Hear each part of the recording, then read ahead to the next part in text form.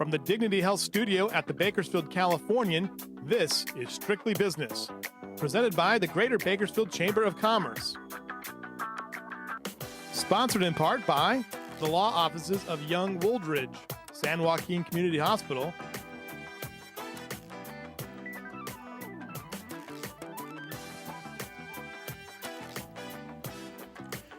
Good morning, and welcome to Strictly Business for Monday, December 22nd, 2014. I'm Nathan Ahle, Manager of Government Affairs for your Greater Bakersfield Chamber of Commerce. Today, Rick Kreiser of Kearney's Business Technology will join me to chat about malware and protecting your business. And later on, Denise Newton and Katie Allen of PG&E will stop by to discuss energy efficiency and site surveys, which can help businesses better understand how they use energy and ways to save. But first, let's take a look at what's in the news. The state's fiscal outlook is brighter, but keep your fingers crossed. California is long bedeviled by daunting budget deficits and is likely to end the next fiscal year with $4.2 billion in reserve, with half that amount due to a budget reform measure that voters approved on November 4th. The estimate by legislative analyst Mac Taylor said revenues were flowing to the state at some $2 billion above original projections, but that much of that amount likely would be eaten up by higher spending on public education and voter-approved requirements to retire the debt. The state budget puts spending from the general fund, the main coffer of tax money from income taxes and sales and corporate levies, at about $107 billion, with spending from special funds and bonds pushing the total to $154 billion, according to the Department of Finance. The figures do not include federal funds. In other state news, California's big projects still face money questions. Governor Brown occasionally suggests that a bullet train system and twin water tunnels in the Sacramento-San Joaquin Delta were born during his first governorship. The High-Speed Rail Authority has only a fraction of the bullet train's estimated $68 billion cost in hand, and plans to spend much of it to lay a short section of track in the San Joaquin Valley, if legal impediments can be overcome. The tunnel project is estimated at $25 billion, about a third of which could be spent on environmental mitigation. The remaining $17 billion would, project planners assume, come from big agricultural and municipal water agencies south of the Delta, which see the tunnels as improving water supply reliability. These calculations also assume that the projects can be built for the estimated costs.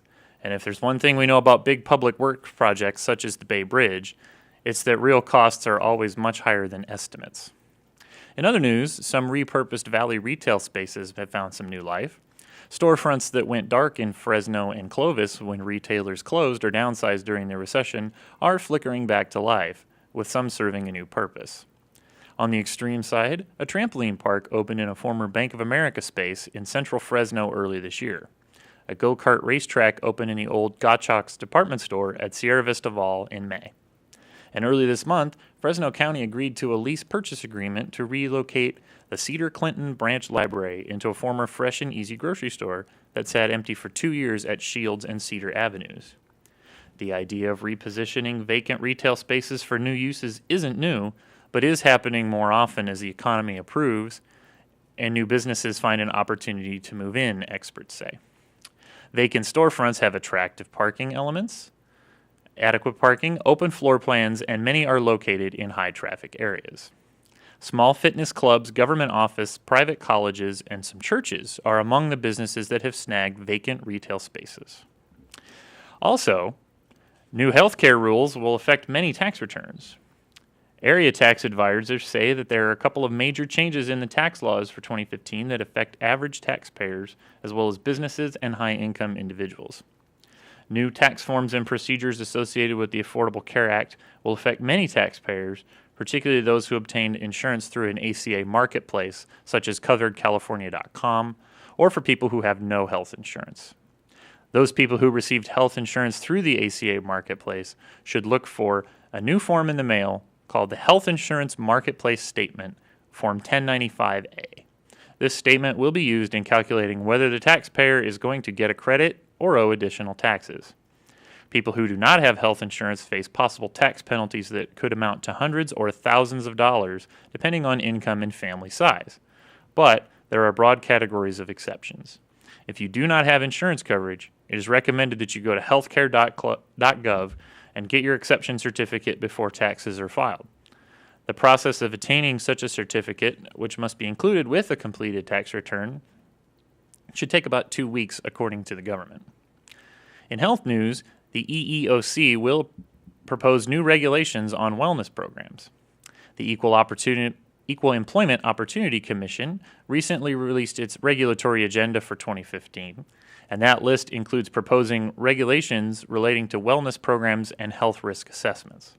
The two proposed rules would amend the regulations on the Americans with Disabilities Act, or ADA, to address financial inducements and or penalties such as part of wellness programs offered through health plans, and to address other aspects of wellness programs that may be subject to the ADA's non-discrimination provisions. It will also amend the regulations on the Genetic Information Non-Discrimination Act of 2008 to address inducements to employee spouses or other family members who respond to questions about their current or past medical health conditions on health risk assessment. In other tax news, the Modesto City Council okays a plan for some businesses to stop paying taxes. For more than a dozen years, Michelin Honda has paid a few $100,000 in city business license taxes despite not being within Modesto city limits. The auto dealership has been paying the tax as part of a 1998 agreement it signed with the city before it relocated from Modesto to just outside the city on North McHenry Avenue, which is home to about a dozen auto dealers. Michelin signed the deal to get water from the city and with the expectation that the city would soon annex the area. The annexation never happened, but Michelin and about a dozen other businesses have kept paying the tax. These businesses signed agreements in 1998 or later to pay the tax to get city water. They and Michelin also pay city utility bills for the water. The city council recently rectified that by saying the businesses paying the tax can stop paying after a dozen years. The city says Michelin, Enterprise Rent-A-Car, and party supply retailer Grand Events have met that threshold. The other businesses, including a CarMax dealership and Valley Lexus, have several more years of payments ahead before reaching that dozen-year threshold. That's a look at what's happening at business throughout the area. We'll be right back after these messages with more Strictly Business.